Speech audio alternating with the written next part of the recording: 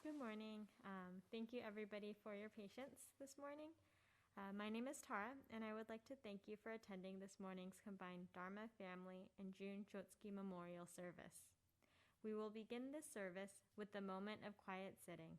Reverend Kuwahara will strike the bell, and we will sit for 1 or 2 minutes to quiet our minds and prepare to hear the Dharma. Then he will strike the bell again, and we will continue with the service.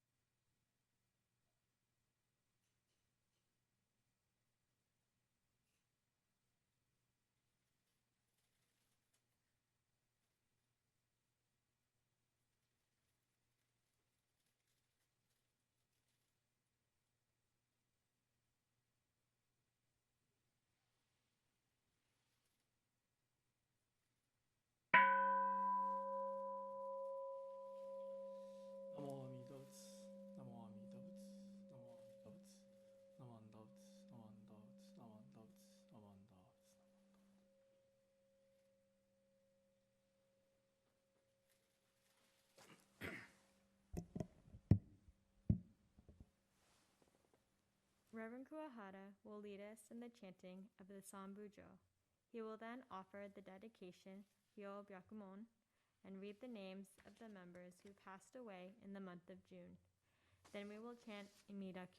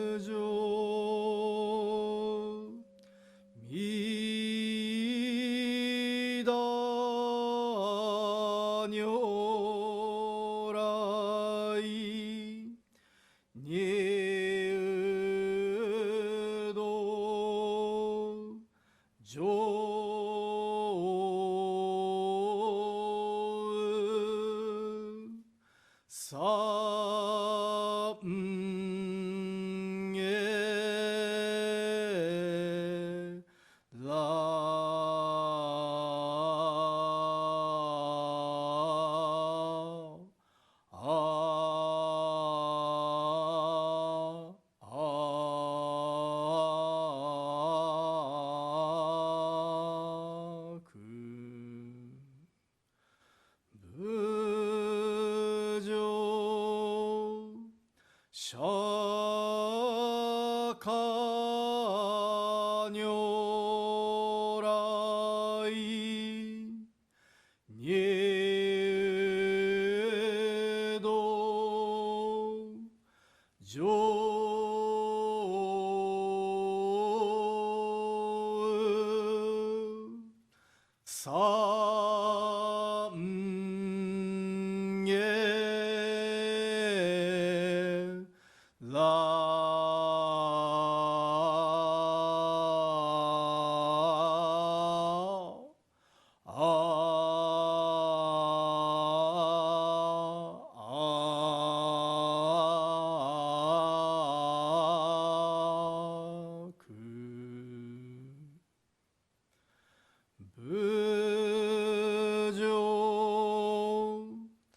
実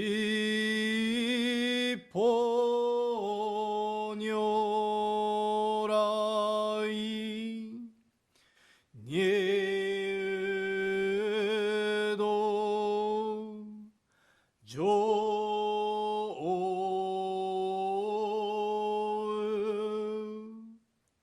三へ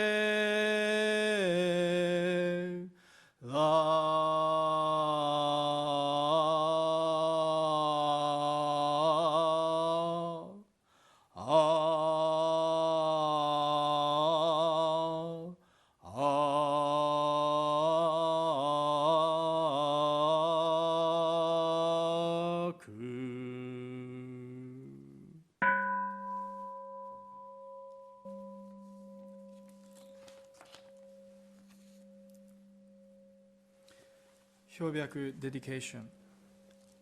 Today, on this occasion of June Shotsuki monthly memorial service, we gather to remember our family members and friends who passed away in the month of June. The end of life is inevitable for all beings. We may recognize the truth of Buddha's teaching that everything in this world is impermanent, and yet we grieve the parting of our dear loved ones. We find it difficult to accept this truth in our hearts. With great compassion, Amida Buddha established a vow to lead all sentient beings to the realm of nirvana upon their departure from this world, and bring about the attainment of the highest enlightenment and a complete liberation from suffering. Because of this vow, they have now become enlightened one, or Buddhas, who compassionately embrace and guide us on our journey to liberation from suffering. May we encounter the guidance of the Dharma and deepen our appreciation of the Buddha's compassionate benevolence. May we remember with gratitude all we have received from the deceased, and reaffirm that we continue to spiritually receive guidance within their embrace. Namo Amida Butsu. Namo Amida Butsu. Namo Amida Butsu. Now, I will read the names of the people who passed away in the month of June. Takeshi Ariyoshi, Tomu Tsugio Daikai, Toshio Doi, Jiro Fujii, Noma Fujikawa, Umeo Fujioka, Joseph Fukuda, Yoshio Fukunaga, Hiroko Goto, Hisao Hamachi Lillian, Masako Haraguchi, Toi Hata, Sano Hatae, Chiyoko Hishida, Hisao Hoki, Giichi Imada, Takeo Inoue, Richard Itaya, Shiki Ito, Masao Iwawaki, Kaz Izumi, Tome Kaneko, Fiona Kwon Kato, Meline Keane, Mitsunori Komure, Edward Masaki Kurokawa,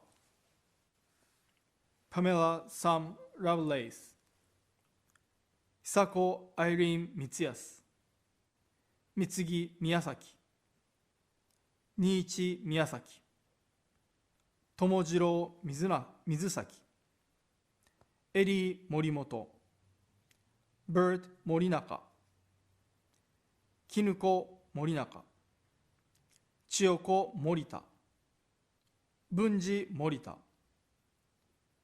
Nobuo Muramoto, Ren Muramoto, Beri Fujiko Nakahara, Shimo Nakamura, Gonkichi Nakano, Toshiyuki Nakano, Shiki Nishikawa, Heihachi Oda, Jun Miho Okimoto, 三子沖本、節子鬼塚、はじめ太田、春野音、ジェームズ正蔵音、節子パワーズ、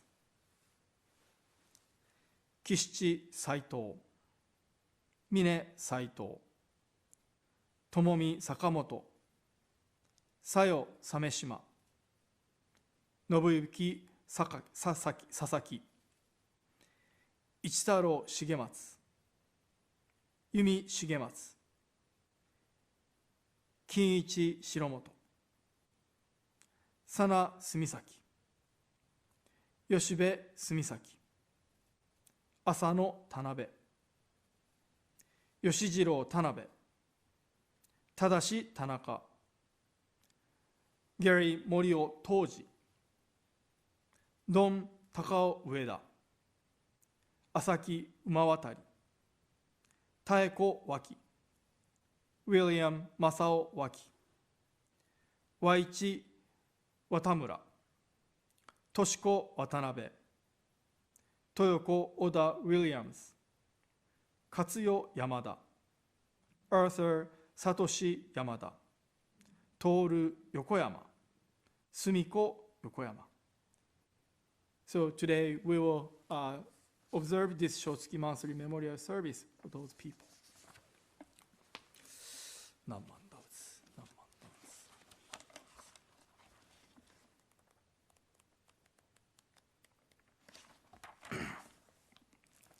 So now we will read the Sutra chanting Amida Kyo.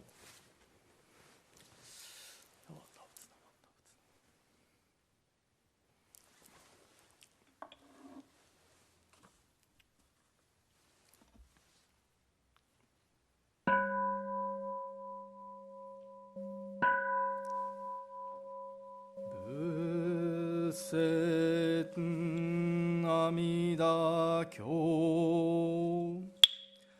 行税我門一時仏在者へ国二十期購読音四大比丘衆1250人空海税大あらか中小知識長老者利発マカ目見伝マカカ小マカカ千年マカクチラリハシュリハンダガナンダアナンダラゴラキョボンハダインズルハラダカルダイマカコヒンナアクラアヌルダニョゼト初代弟子上昇菩薩マカサツ文殊シリ法王子アイタボス現高大菩薩上昇神菩薩両如税初代菩薩牛釈大観音等無量昇天大衆二次仏語長老舎利本十税裁縫家十万の区仏道右世界妙圧極楽合道右仏語阿弥陀根源在世法舎利本非道学妙意極楽合国修上無宿単樹昇楽光明極舎利本極楽国道七十乱十七十羅門七十五十海税司法修相異尿税公費妙圧極楽舎利本極楽国道牛ポチ白毒水十万号中地大順に根社風四辺街道金言ルリハリ五条上右六薬位金言ルリハリ社交釈衆名の二言直使地中蓮華大尿車輪小式小法式王公釈式社交白式白公微妙高結舎利極楽国道上十尿税空毒小舎利本非仏国道上佐天学黄金維持昼夜六時二万だらけ五国衆女上位昇誕各位英国商名家空用他方実法十万の区分即位時期現東本国凡時期協業シャリホン極楽国土上寿尿税空毒将軍武士シャリ非国上主樹奇妙雑誌市長白国者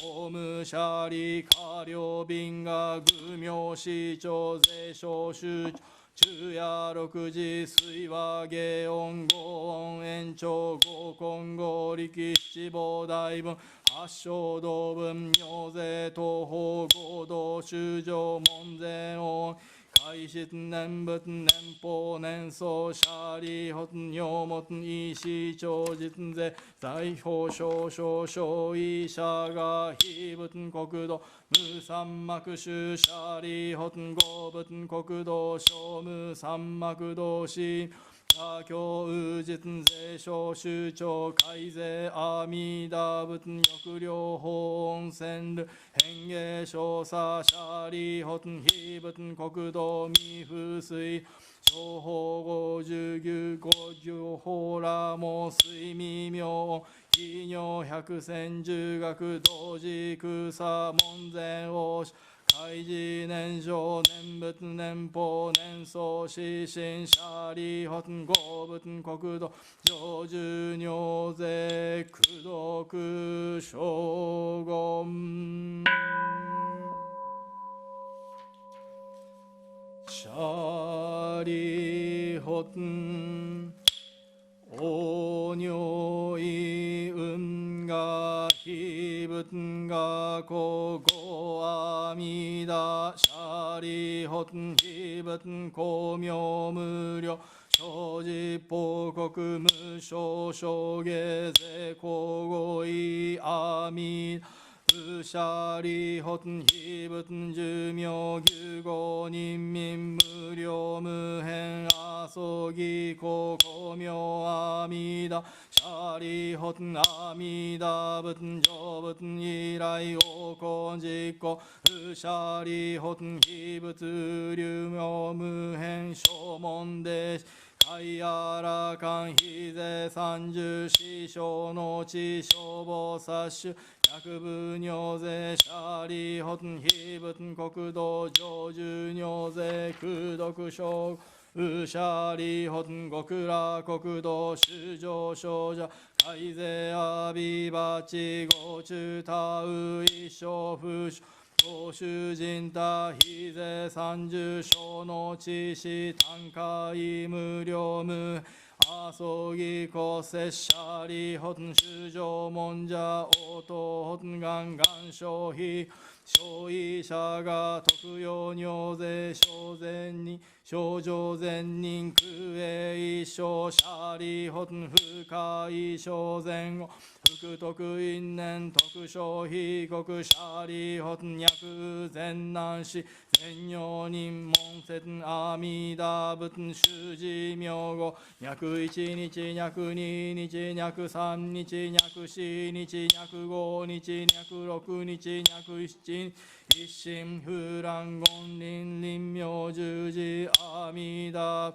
幼少修上現在午前善人修持神父天道即徳王阿弥陀仏極楽国土シャリホンが健税公摂子言脈修上門税聖者応答本願願消被国シャリホン尿が根者三段阿弥陀仏不可思議空逃亡薬阿宿美仏趣味相仏大趣味仏趣味公妙音仏尿税統合が社主小仏各王合水光上絶相偏風三千大先生戦場実言尿等修上等身税小三不可思議空一切小仏小五年行シャリホン南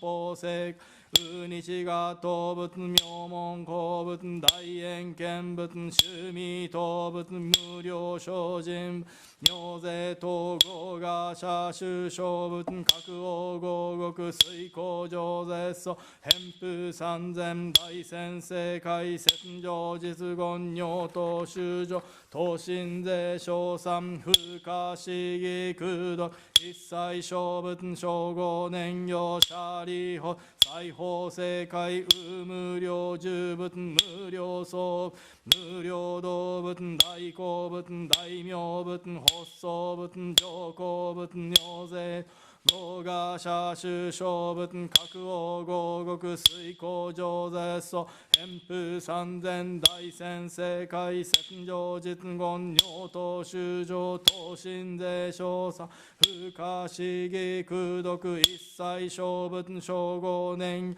シャリホン北方正解右縁見仏最小音仏南小仏日小仏毛明妙税統合賀社主小仏各王合合水光上絶素偏風三千大先生戦上実言尿等修上等身税小三不可思議空洞一切小仏小五年行舎利法芸法正武士士仏妙門仏妙高仏達摩仏報道仏自法妙税統合賀社主小仏各王合国水光上絶偏風三千大先生界戦上実言尿等修上等身税小三不可思議空毒一切小仏小五年シャリホン情報正解ウボンノン仏宿能仏工場仏高校仏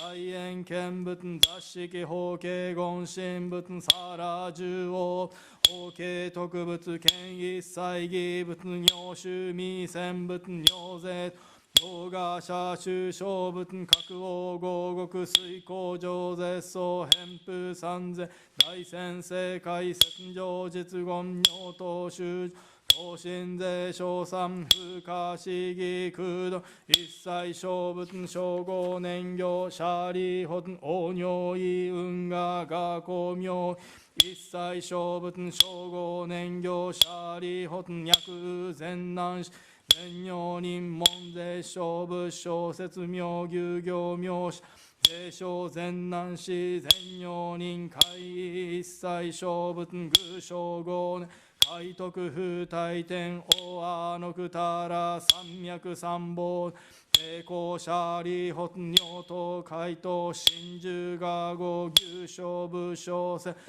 利法脈人異法願根法願東法願小欲小阿弥陀仏国者税小人海徳風大天大阿のくたら三脈三宝大大非国異小脈根性脈東小税公シ利小善難士全行人脈心東元祖発願消費国シャリホ尿が根者小三小不可思議空毒非小仏道薬小説が不可思議空毒二差前言釈迦無二仏能意人難慶右指示能王釈迦国合辱悪性公辱権辱煩悩辱修上辱妙辱中徳阿のくたら三脈三宝異小修上節税一切政権難心死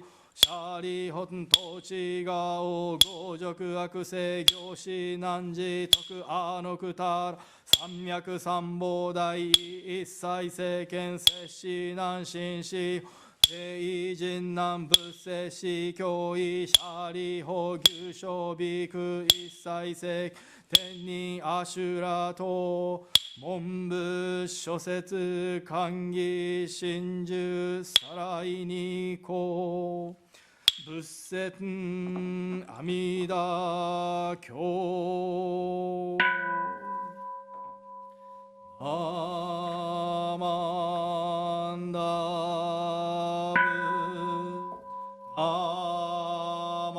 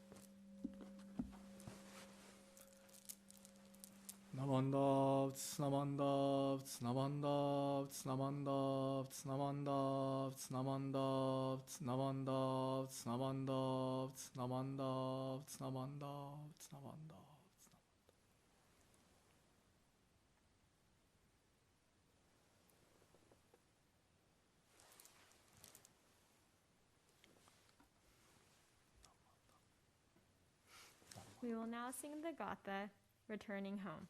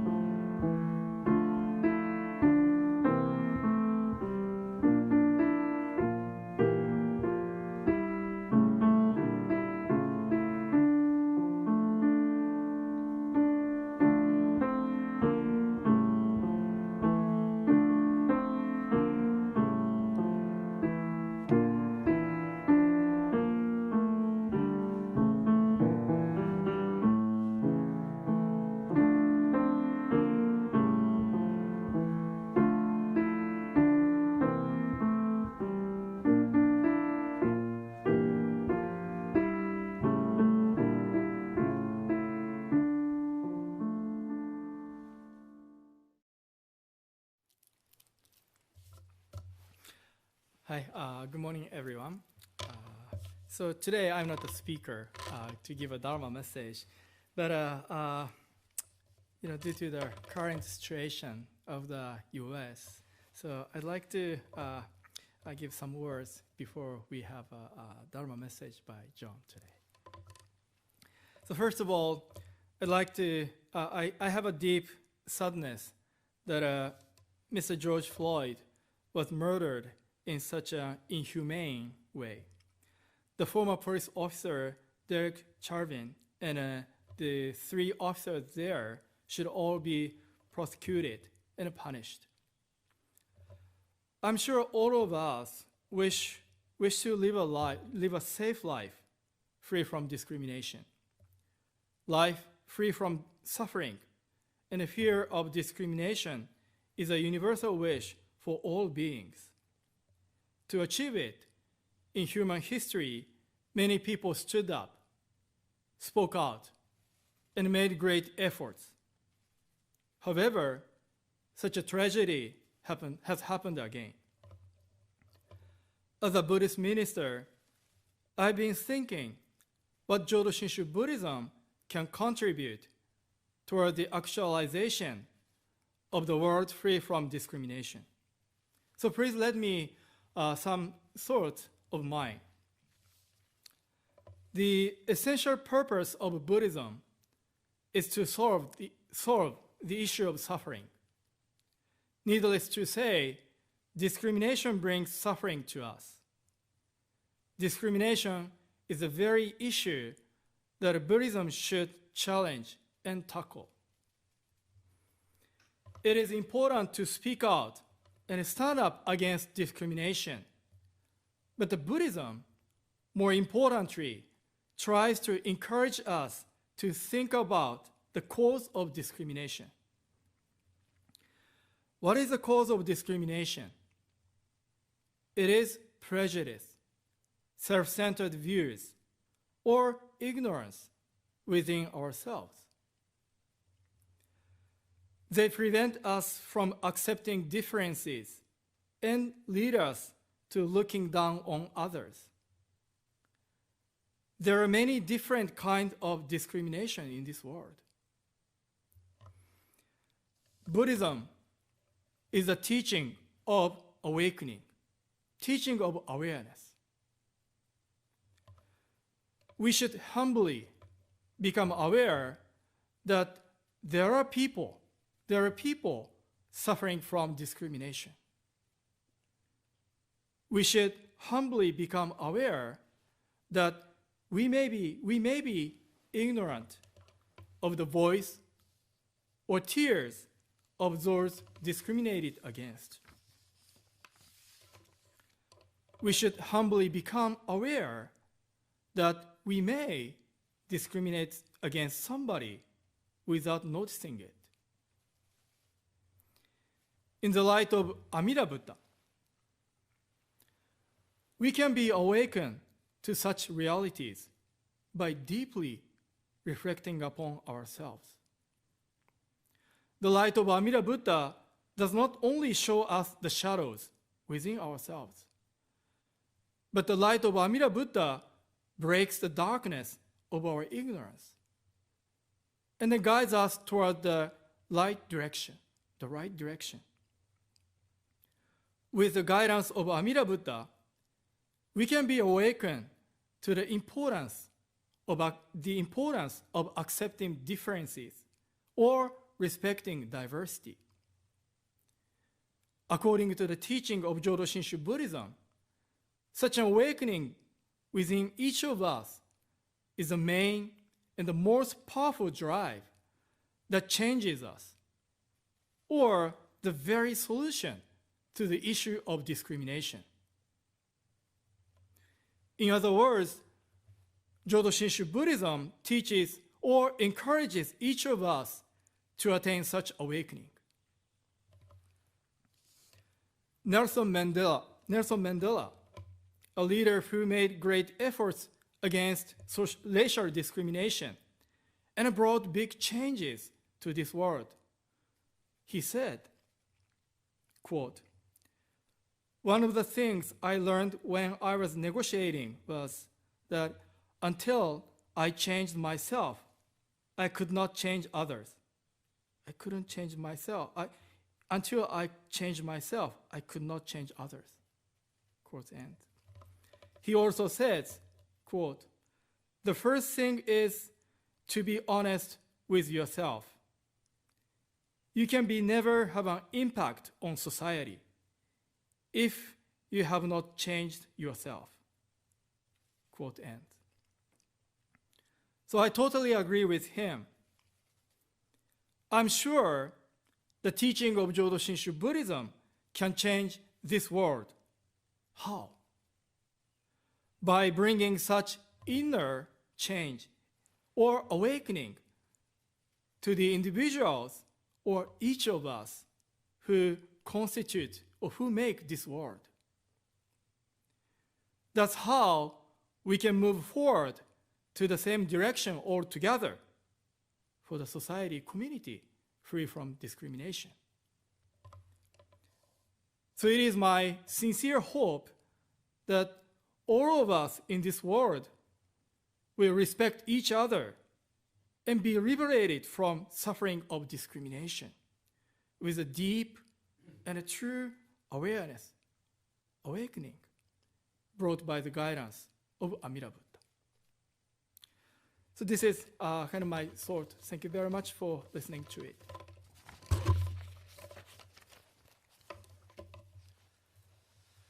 No one doubts, no one doubts, no one doubts, no one doubts, no one doubts.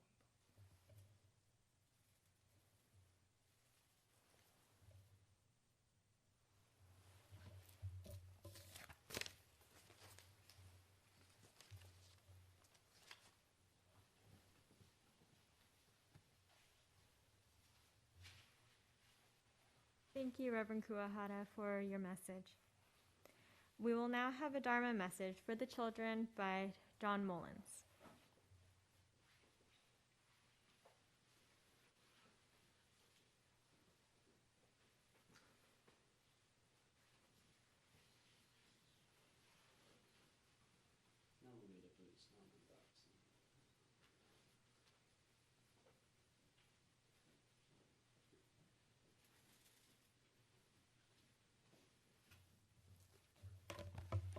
Good morning.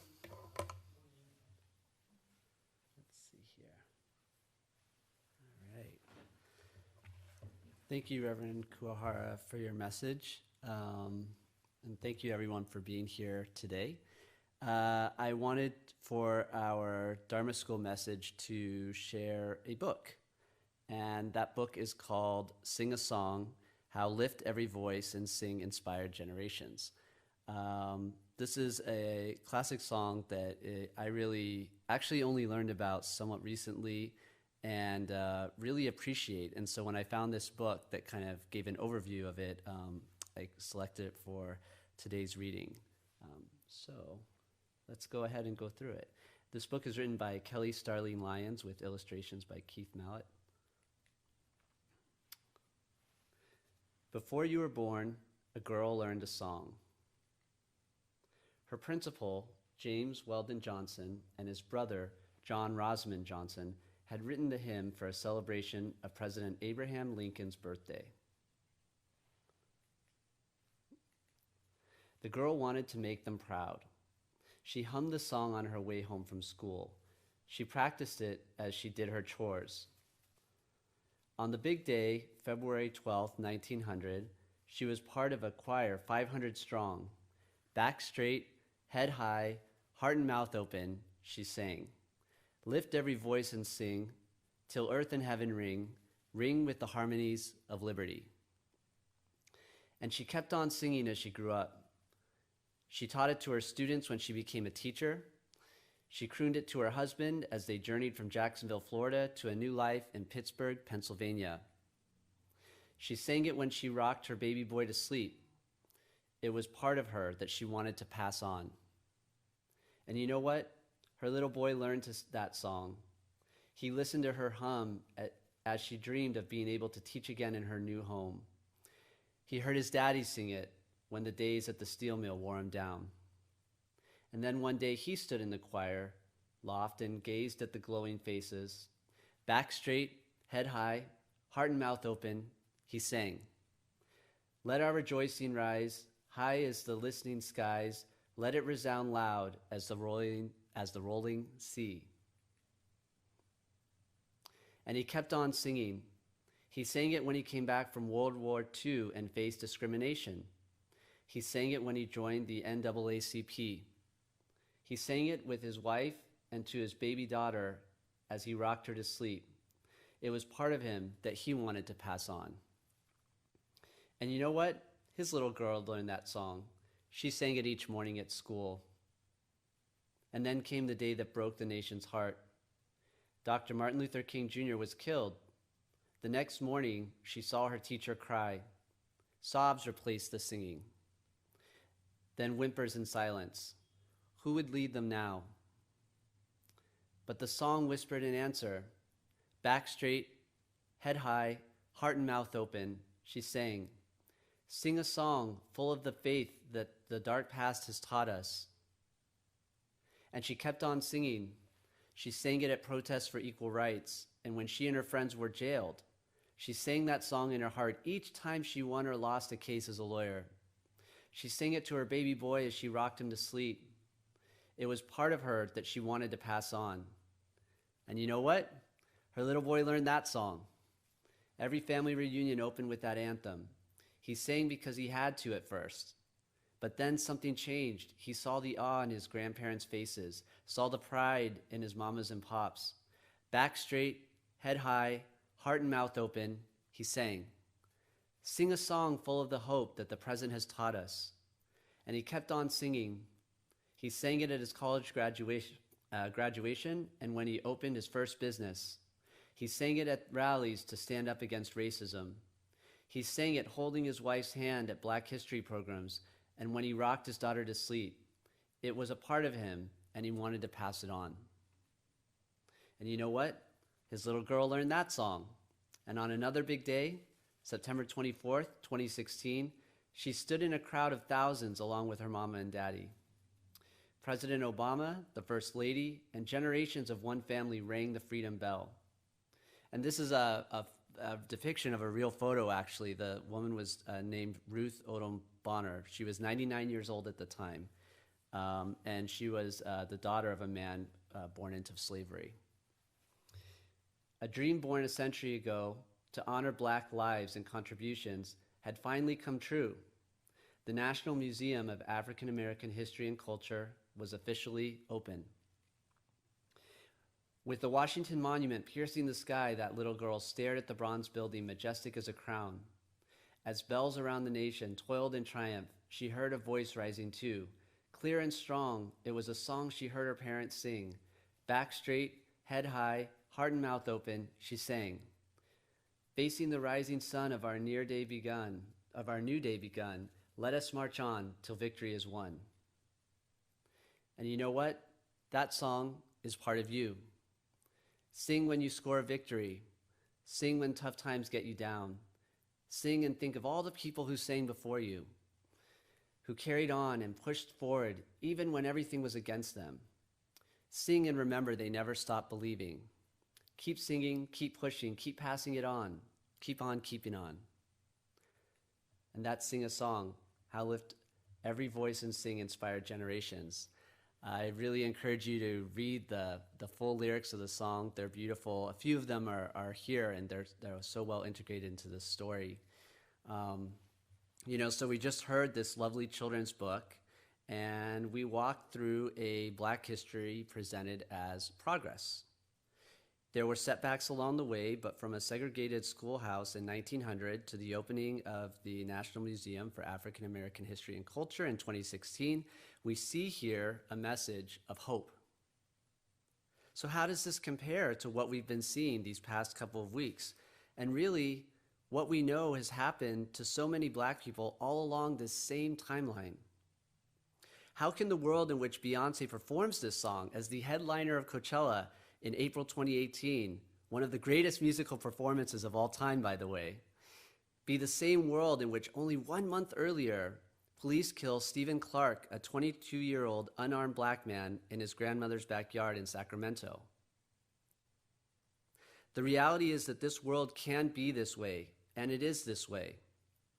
This is why people have been protesting for days and days now, across years and years, because they want this situation to change. And I do too.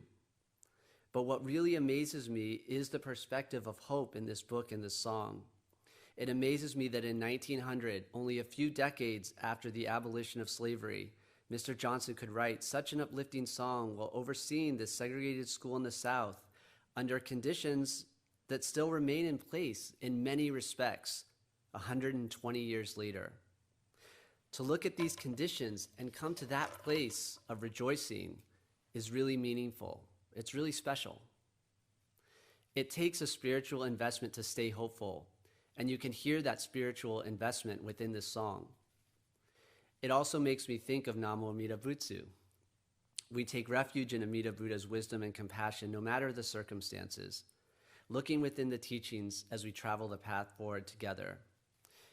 Looking back at the end of the book, I feel we can find Namo Amida Butsu here. When you look at these words, Namo Amida Butsu is a part of you. Sing Namo Amida Butsu when you score victory. Namo Amida Butsu when tough times get you down. Sing Namo Amida Butsu and think of all the people who sang before you, who carried on and pushed forward, even when everything was against them. Sing Namo Amida Butsu and remember, they never stopped believing. It's tough, I know. And I'm so appreciative of Stacy Sensei and our Dharma School teachers for creating a safe support space for our students after service today, virtually. The situation is not in the abstract. We have people and families in our Sangha directly affected by anti-Blackness. And so I hope that in the midst of this time, we can also remember these words in respect for all those who've come before and all the young people who will live in this world after.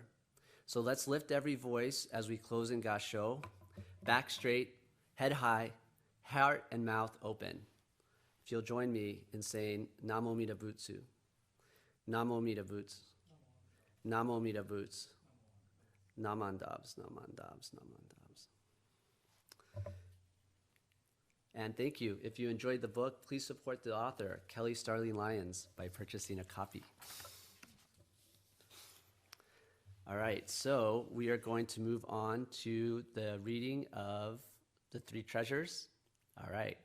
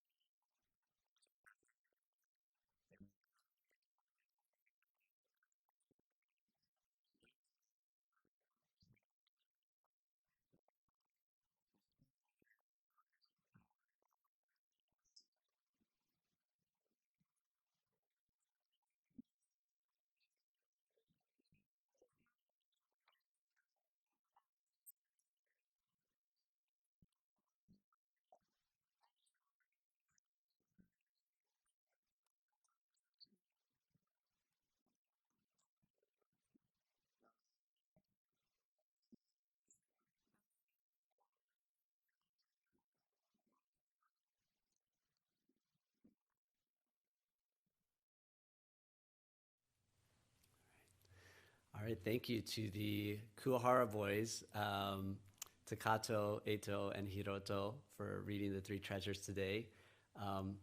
That's quite a feat, by the way. They weren't using cue cards, they memorized it, so, which I haven't done myself, so I need to get to work since I am the minister assistant in training. My training wheels need to come off soon. So thank you for joining us again today and for continuing with us as I begin my Dharma message. Today, I would like to ask the question, what is essential? Essential is a word that has been used a lot lately since we entered the period of COVID-19. Essential workers, essential services, and just this whole idea, right, that our world shrank to the essentials within just a few days back in March.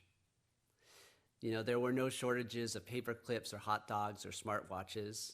It was about toilet paper and flour and hand sanitizer. Our health became essential. Food, family, virtual meetings to stay connected with our friends and loved ones and each other. Maybe life became essential in a new way. So our tradition, Jodo Shinshu, is actually translated as the true essence of the Pure Land Way. And according to Shinran Shonin, founder of the tradition, only Shinjin, or an entrusting heart, is essential. That's from Tani Sho. And for Renyo, this matter is also very crucial, very essential. He frames it as the essential matter of the afterlife. He is constantly pushing and prodding Jodo Shinshu followers through his letters to stop and really contemplate the fact of our impermanence and to take refuge in Amida Buddha with an entrusting heart. And he would write this in letter after letter, and he'd write these beautiful phrases and words, you know, here's one, existence is as ephemeral as a flash of lightning or the morning dew, and the wind of impermanence may come, even now. And he wrote that phrase in many different formats. Anyone who's been to a Jodo Shinshu funeral probably is aware of white ashes. Another letter written by Renyo on impermanence, very beautiful. I would like to read a passage from yet another letter that he wrote about, again, the essentials. Actually, if you'll join me in Gassho. Considering that the human realm is a place of uncertainty for young and old alike, we will surely undergo some sort of illness and die. Everyone must understand that given the circumstances in a world like this, it is essential that Shinjin, or the entrusting heart, be settled decisively and promptly, indeed as soon as possible, and that we be assured of the birth to come in the land of utmost bliss. Namo Amida Butsu. Namo Amida Butsu. Namo Amida Butsu. Namandabs. Thank you. So what Renyo is saying here to me is that we don't know when it's going to happen. We have no control over our death.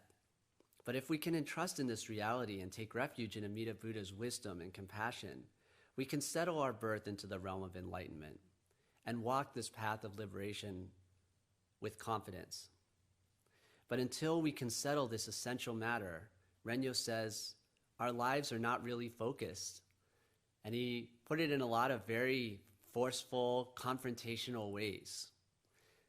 And in a way, I feel like COVID-19, our conditions have brought our lives into focus in a different way. And so actually, I'm kind of spinning off all of my Renyo quotes here because I've been researching this area for the Dharma talk that I was supposed to give over a month ago. There's a lot of wonderful Renyo material that speaks to these conditions today that I wanted to share with you.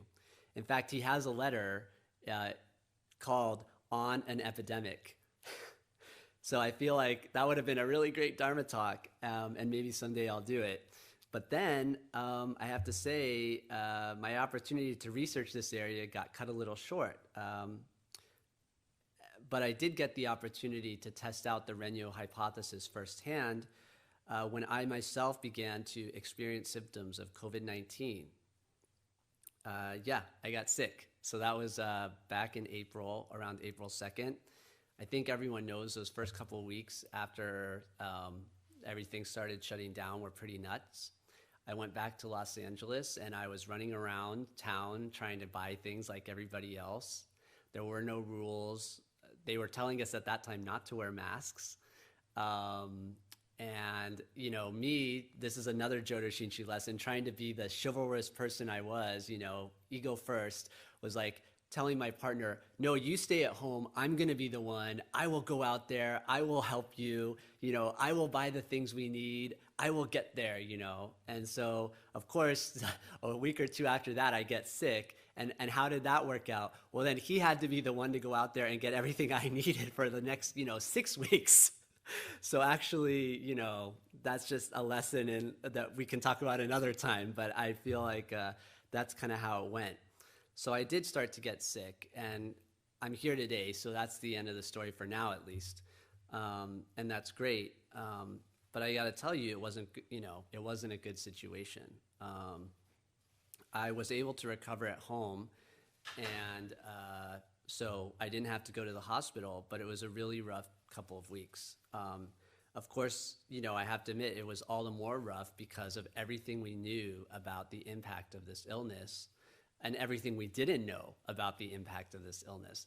How was it affecting us? What were the numbers? What was our percentage? Okay, I'm young enough, I'm healthy enough, but could I be one of those 1 or 2 or 3 people, per 100 that was going to have a bigger problem?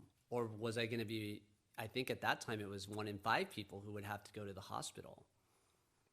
And I could go through all the symptoms, and maybe we'll do that in another talk too, but like I said, it was a lot of what you've read about. It wasn't comfortable. It wasn't horrible. There were sort of a lot of waves kind of up and down, but, as I'm reflecting, or as I just was on, the essential matter of the afterlife, again, it came into real focus, It wasn't sort of a thought, an intellectual exercise, it was real. I had those ups and downs, and during this time, kind of like I said with going out to get things, I was just thinking of myself, right? And the focus, just really came in close to just me, my body, what was happening. Was it going up? Was it going down? And like I said, there were kind of good days, but at the end, around day 10 or around almost the 2-week point, a lot of people talk about how people kind of take a dive, and that's when in many cases, they have to go to the hospital and so on. I also took a dive about that point. It got to a point where it started to becoming more difficult to breathe. And that's, of course, when I got really scared. And it only lasted a couple days, but those were some really, really rough days. I had fever, I had sweats, so you're sort of just totally focused on that moment, and getting through it. And you try to distract yourself. You try not to face it. You try to think of other things. And, I spent a lot of time thinking of the bat, supposedly it's the bat that had the virus that passed it along. And I just, really started to build this mental connection with that bat, like in a world of interdependence, how did something make its way from there to here? And I don't mean it from a spirit of blame, just a spirit of kind of awe, I tried to reflect on that. I tried to reflect on other things. And then I remember saying at one point to myself, I'm not going to think about myself anymore. I'm going to think of other people. I hope no one gets it. I hope that this happens. I hope that this happens, and try and sort of give my well wishes to the world or something like that. Don't make it about you, And then, of course, that reminded me of this kind of classic story that many ministers know, or that that all of us who are studying Jodo Shinshu over at IBS kind of know, and it's this classic story of Shinran Shonin himself falling ill. It's actually told by Ashini in one of her letters. She's writing about this kind of incident in his life, and she writes how he kind of experienced it. And what happened was he got sick. He was feeling really terrible. And he came to this place where he, somehow maybe to deal with it or as part of his practice, he started to chant the larger sutra. We chant the larger sutra pretty often, or selections from it. And then he kind of stopped, and he sort of reflected, and he said, wait a minute, what am I doing? What is that about? And so I'm just going to read a little bit, but he thinks of this phrase that actually Shan Dao, one of the Pure Land masters, wrote, and that phrase is, to have Shinjin oneself and to cause others to have Shinjin is by far the most difficult among all difficult things. But Namandavs, to have Shinjin oneself and to cause others to have it is truly the way to respond to one's indebtedness to the Buddha. And if you have trust in this, what outside of the Nembutsu could possibly be lacking that would make one feel the need to chant the sutras, to do all these other things to kind of distract our mind, from the reality of Amida Buddha, the reality of other power, the reality outside of ourselves, And he said, we should really ponder that well. We should really think about how we respond to these situations. And as I just described, I was responding to it exactly in the way that, he did. And I'm so grateful to him because I was able to learn from him through the situation. I was distracting myself because of my fear. I was distracting myself because of my lack of control. And at that moment, I had to learn something. And all I can tell you is that I embraced Namo Amida Butsu in a way that was just different than I have before. I've had many lovely, happy, joy-filled Namo Amida Butsus, but to be fair, it was always when I'm happy, The question is finding the Nembutsu through adversity. This is why Renyo pushed so hard for people to reconcile this, to really look at what is essential. And I remember very well the fever, the sweats, being in bed, thinking about this. And I just remember at that moment, I really faced my fear. And I truthfully admitted to myself that I was afraid. And I remember I just said to myself, I'm afraid, I'm afraid, I'm afraid. Namandas, namandas, And it just came differently. I entrusted myself to the Buddha, not in a request, not to cure my physical illness, but to be with me, just to be with me through the reality of impermanence, to guide me through the teachings toward a better way. What lies on the other shore is beyond my own imagination And it is that very inconceivability that put me in my place. I don't know. The challenge is not to grab and grasp and claw our masks and our nembutsus, expecting them to provide an escape for the ultimate reality that we all face. It is to come to terms with that reality for ourselves, to understand the light of wisdom and compassion that guides this understanding, to accept that truth, to receive it, to hear that truth deeply. Knowing that we will face suffering and death, that we will continue to contribute to our own suffering and that of others, we turn to the Buddha's teachings not as a way out, but as a way forward. And whether I was delirious, I don't know, but in these lowest moments of my illness, I felt at ease. I remember lying in bed saying this to myself, saying Namandabs, and suddenly I felt at ease and I could sleep. And I hadn't been sleeping at all. And I slept that night, and I wasn't all better the next day. I don't have a hallelujah for it on that one. It took some time. But slowly, I did start to recover. It was a long recovery. It was a recovery that, it took time. But it took that kind of brush, to start looking at myself a different way. There were some other assets that I had at my disposal too, and that surely helped me have a better outcome from COVID-19 as well. I'm insured. I have a doctor. I have a doctor who I can call and who will talk to me.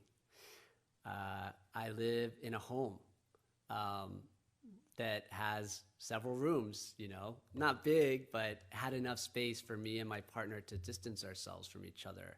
So I could, hopefully protect him from this illness. He did not come down with it, or if he did, he didn't experience it the same way as I did. So we were able to socially distance, as they say. I had access to supermarkets and pharmacies, as I told you, for him to go to buy me things close to our home.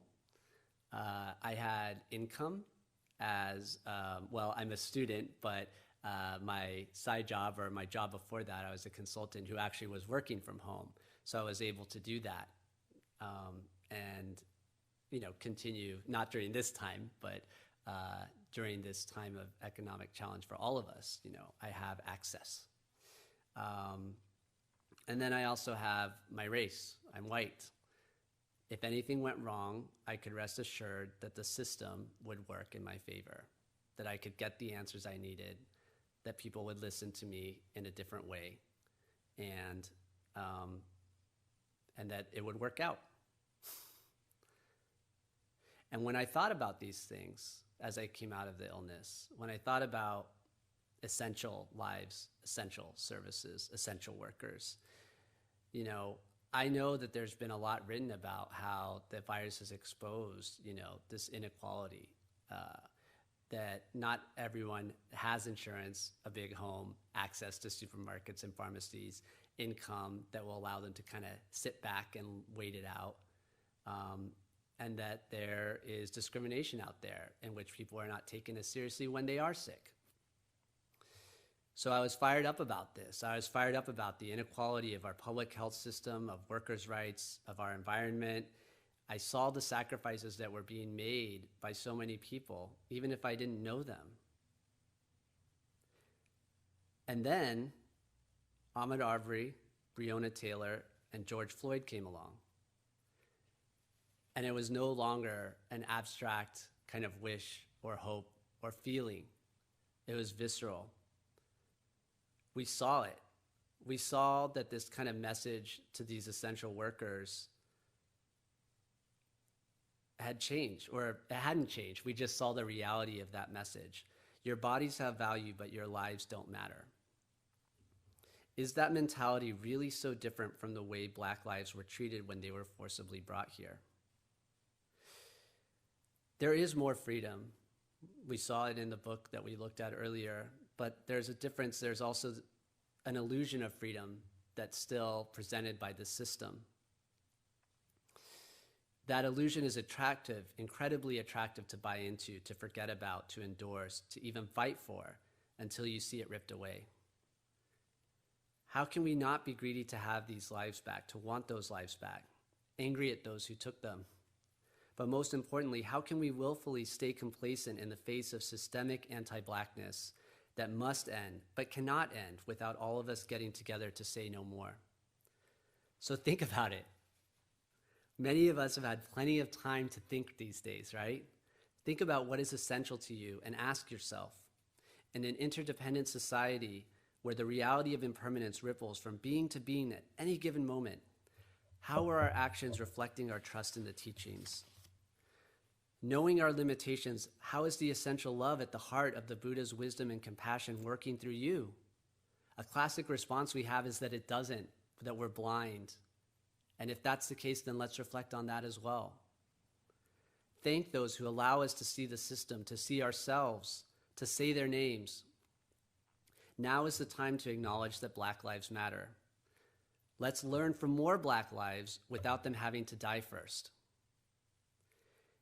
If there are people who experience this world as a deeply unequal place, a place so brutal and unsparing that they are willing to risk their own lives to fight for equality, don't their actions teach us what is essential? They know more than anyone the specter of impermanence and ask simply for the most essential thing in this life: let us breathe.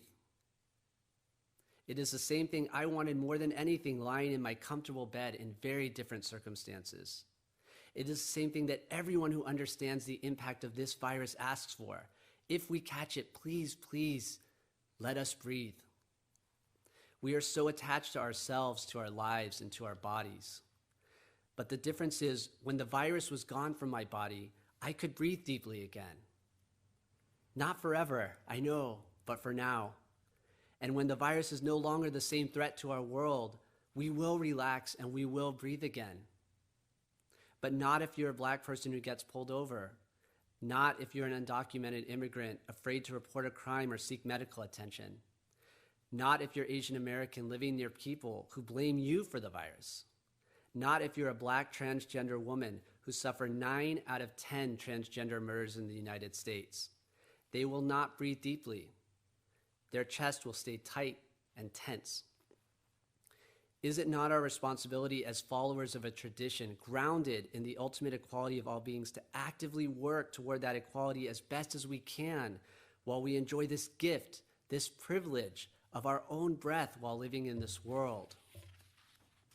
So let us come together when we can come together again. I look forward to it very, very much.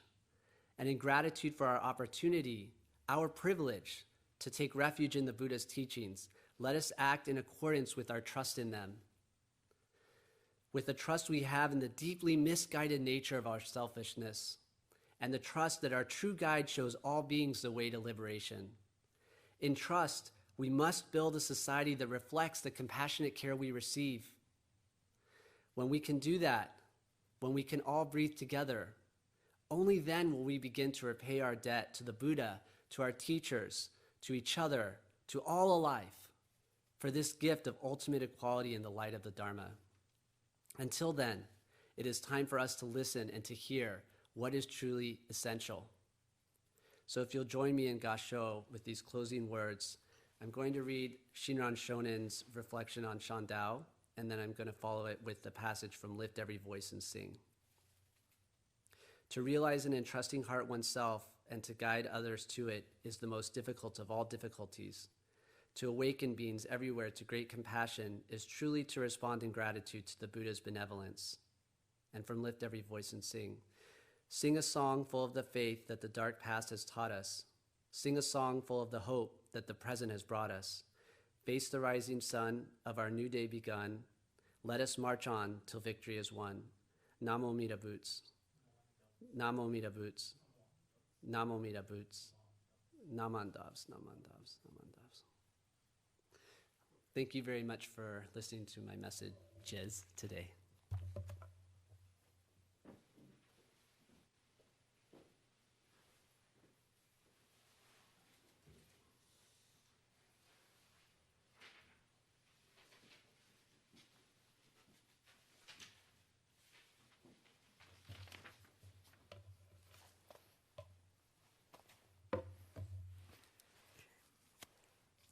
Okay, thank you. Okay. So, again, thank you very much for attending today's service. And I'd like to thank Tara for being our chairperson today. Thank you, Tara. Arigato. And then thank you, Bloodley and Mylon, for their help during this live stream service. Arigato gozaimasu. And then thank you, John, for being a guest speaker and then deliver the wonderful message. And then yeah, I really appreciate you made it. And then thank you, Emiko-san, for the beautiful music for the Gatha today. Arigato, Emiko-san. Thank you. And then I thank you, everyone, for joining us today's service. Arigato gozaimasu. Thank you very much. The announcements, we will have a Dharma discussion happy hour, which is Thursday, June 11th at 7 p.m. So this is the RSVP. So if you're interested in joining this Dharma happy hour, Dharma discussion happy hour, so please contact the temple office to get the Zoom link. And then Sunday, June 14th is a service with high school students graduation and award. So we also have a virtual coffee social right after the service. So please also contact the temple office to get the access to this virtual coffee social. Yeah, it's already end of the school year. It's a graduation time. Yeah. And then Wednesday, June 17th at 7 p.m., we will have a meditation discussion session on Zoom. So if you're interested in joining a meditation discussion session, please also contact the temple office to get the Zoom link. So I think this is it. So again, thank you very much for joining today's service. And please take care of yourself and then stay healthy. ありがとうございました. Thank you very much.